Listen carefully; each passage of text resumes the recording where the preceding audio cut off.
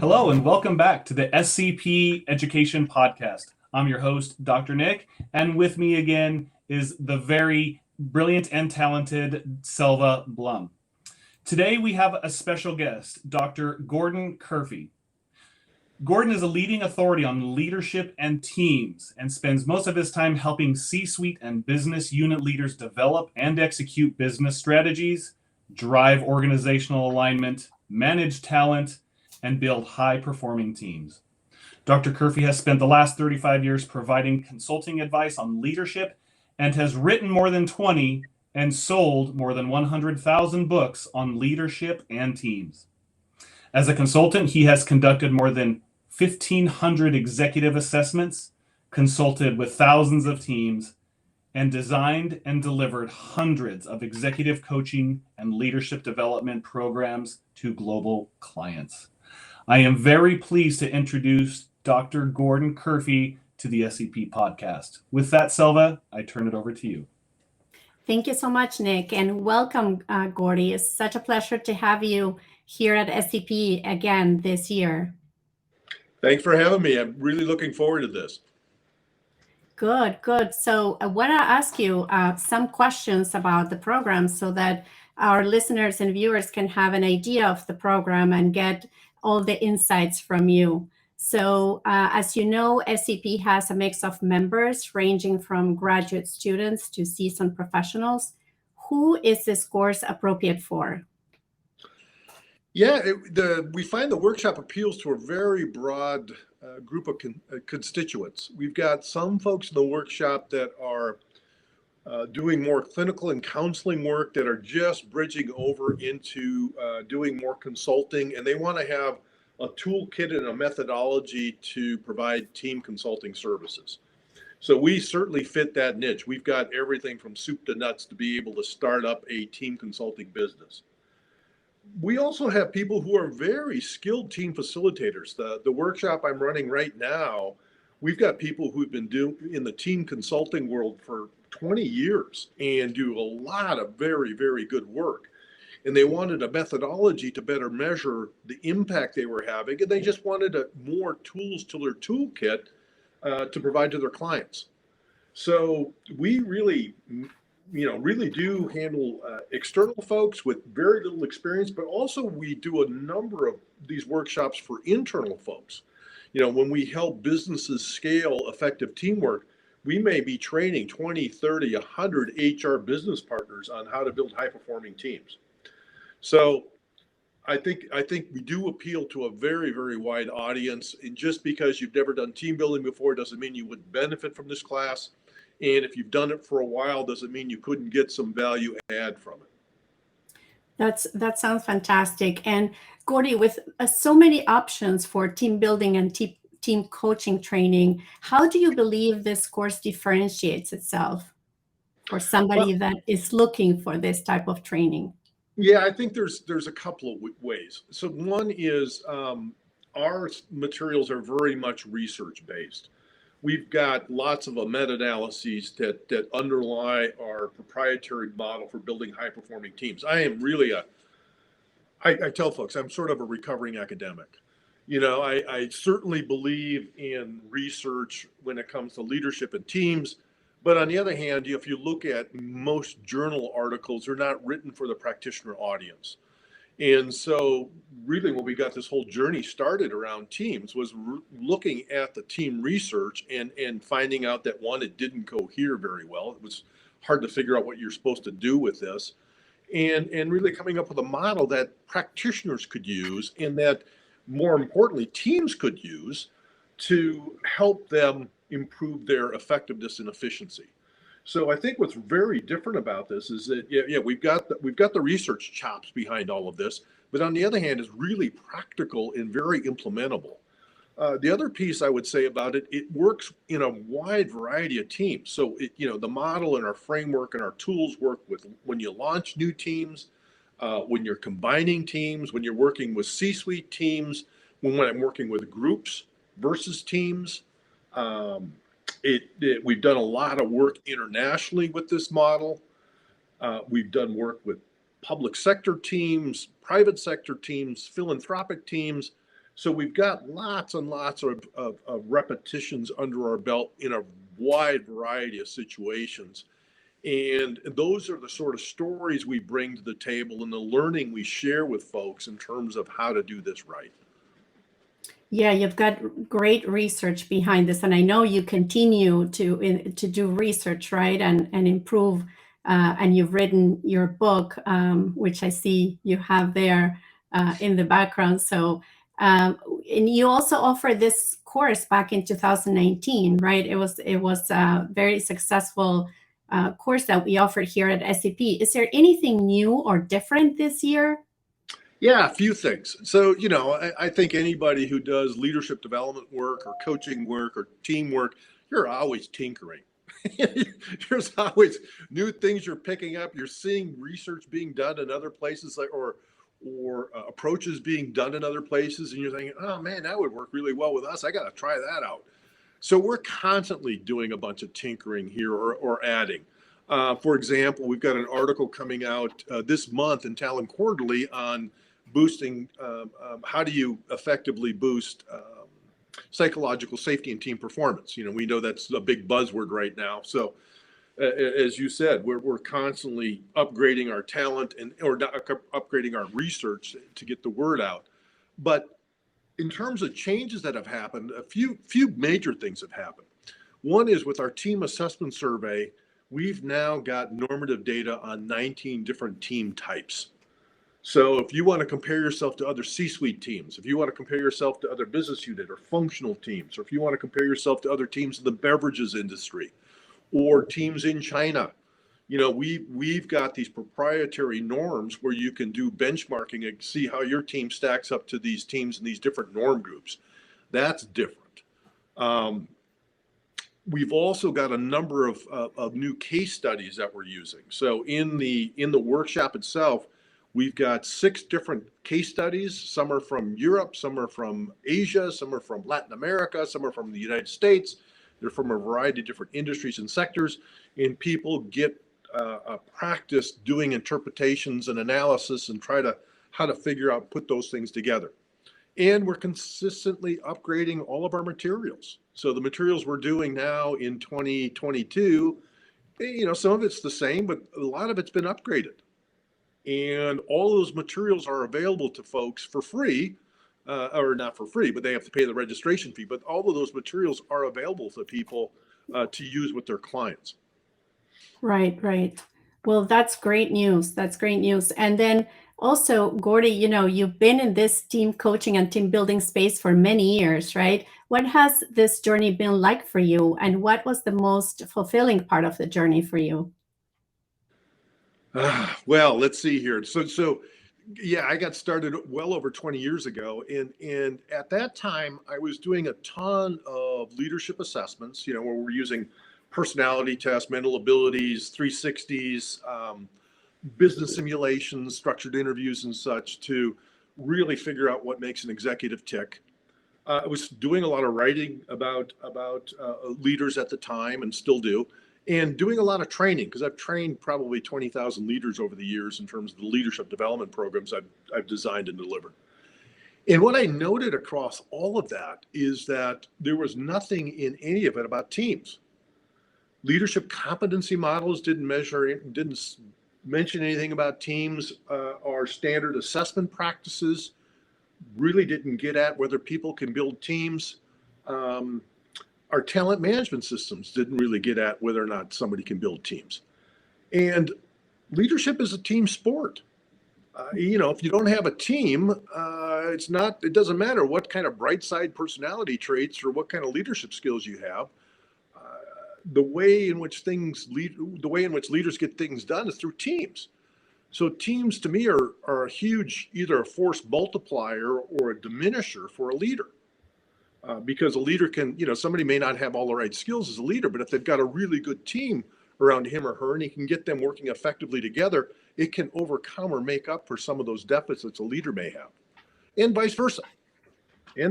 I've seen really good teams go downhill fast when they've been led by toxic leaders. And so to me, what piqued my interest was this whole notion that the leadership development industry, the leadership assessment industry really took a big swing and a miss when it came to teams.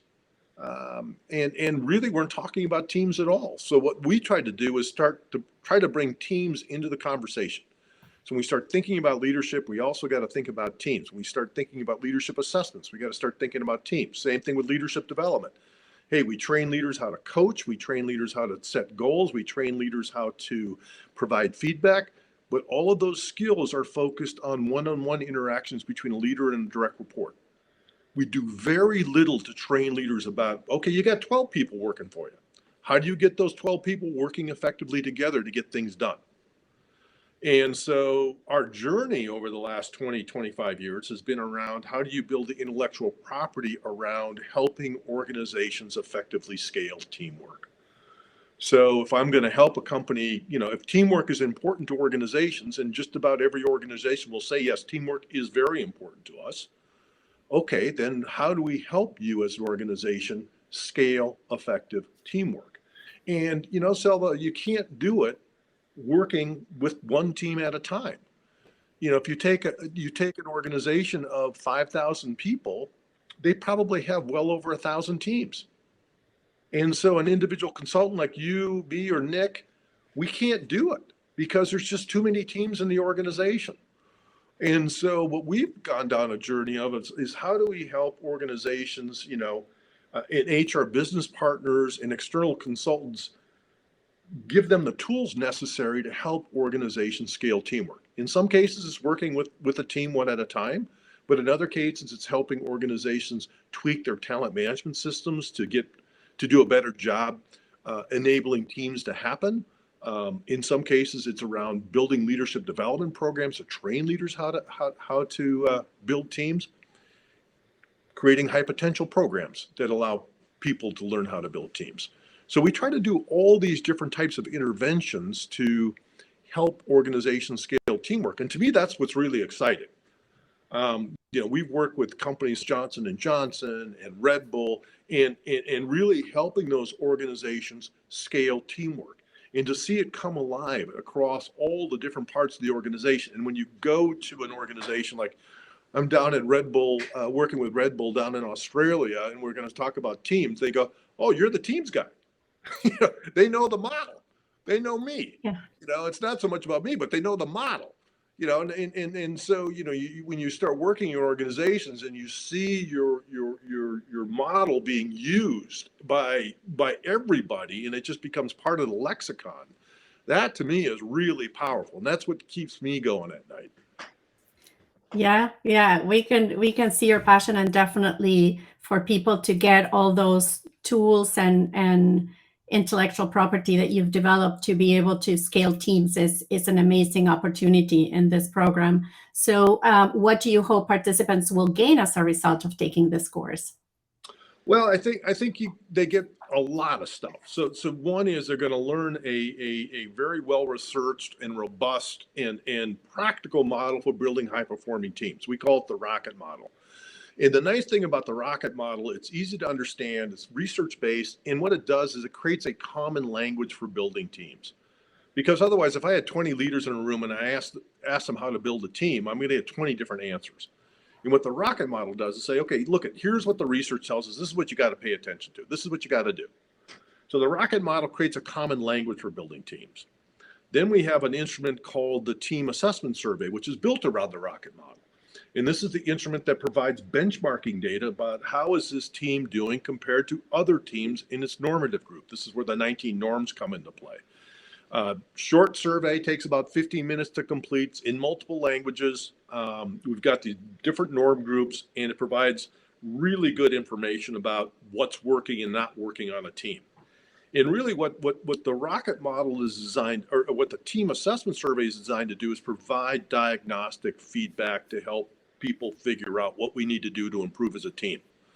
Otherwise what ends up happening is organizations say, well, can you come in and do an hour or two of team building for me and help my team improve? And we don't have any idea whether that particular activity is going to have any impact on the team. And what the TAS does is tell us, okay, here's the areas in which the team has to improve. So The next thing we have is this book called Ignition, which you can see in the back behind me. And Ignition is kind of an interesting book in that we've got 15 chapters dedicated to resolving specific team dilemmas, like how do you launch a brand new team? How do you combine teams? How do you work with a C-suite team? And we also have 40 different what we call team improvement activities. So these are specific activities designed to address a team issue, like how do we make meetings more efficient and effective? How do we improve team decision-making processes? How do we clarify roles and responsibilities for people on a team? So these exercises, what the book does is describes when you use the activity. It's linked to the team assessment survey, so you know which activity to use depending upon how teams are doing in a different component. We've got step-by-step instructions about how to run the activity, what materials are needed, how much time it's going to take. And we've actually even got the PowerPoint decks, the articles, the forms. Those are all available to people. And so we try to make it kind of the easy button to do team facilitation. Kind of like, oh, I got to run a context assessment exercise. I can download the slides, I can download the activities, I can download the forms. And as long as I know those instructions, and like I said, there's 5 or 6 instructions for a context assessment exercise, I just walk the team through the instructions and off you go. And so what the class does, what the certification workshop does, is train people on the Rocket model, train people how to interpret team assessment surveys. We give people practice on case studies about, okay, so given the background, given this TAS, put together a team engagement. What would the team engagement look like? Pull down from those team improvement activities, stitch them together in terms of making an engagement that makes sense, that's tied back to the data for this team. Price the engagement, which is really interesting for folks. A lot of times they don't get a chance to, well, how am I supposed to price it? How much would you charge a client for this? We also train people on how do you scale teamwork across organizations? So how do you end up incorporating the team assessment survey into your leadership assessment practices? How do you incorporate the team assessment survey and the team practices in your coaching practice? How do you do this in terms of executive onboarding? We do this all the time in terms of, okay, we're going to onboard an executive. One of the first things we do is have their existing team or the team they're going to inherit do a team assessment survey. Now I'm walking into this job knowing what kind of team am I inheriting? Hey, this team is, like I had a call this morning with a guy running a $12 billion business unit just before this meeting. He's inheriting a team that's kicking butt and taking names. They're just doing well. And so the first thing I said to him, I said, David, don't screw this up. These guys are doing great. But, many times leaders also get parachuted in where the team is playing dysfunctional family feud. And by doing a TAS ahead of time, they're getting hired to do a turnaround. This can really help them figure out, okay, what the heck do I have to do to help turn this team around? Where do I get started? And we also, in terms of our advanced applications, we talk about how do you incorporate teams into high potential programs, into leadership development programs. So, we really teach people how to do this stuff, and we teach them how to price it and how to market it and how to sell it, whether it's internal or external. Yeah. And one of the, I think, in my view, highly valuable aspects of this program is that it's highly interactive and very, and sort of like a peer workshop type of program, right? Where you get to share, where you get to build together in a team, you get to experience the work with other colleagues. And I saw the excitement in other programs about sharing the work that each team was doing and how everybody was learning from that work. Consultants that were already working in the team space that were able to share their programs or projects that they may be working on and how they can apply that. And most importantly, they have access to you, right? And all your wealth of knowledge as they're doing all this, which is priceless because it's what's emerging in the program, right? Beyond the actual curriculum itself. Well, one of the things that you make a really good point there, Selva, is that it's a very hands-on practical class, and we take full advantage of learning teams. So in between our sessions, we end up having assignments where people have got to go in and, interpret a TAS, and you do it in a learning team. And so you're sharing learning from each other. We have teams work together to design a team engagement and price a team engagement and present to the other teams about what did you come up with. Same thing with these advanced applications when it comes to like launching new teams or a high potential program. You're going to design a high potential program with your learning team, share what you came up with the rest of the team, get some feedback, comments, suggestions, recommendations, as well as price it for everybody. So we can get a sense in terms of how to do this when we go out in the field. Yeah, no, it sounds really exciting. So I hope you all listening and watching can join us. The Team Improvement Workshop Series will run in 6 sessions, starting on May 4, the next one on May 19, June 2nd, June 16, July 7, and July 21st.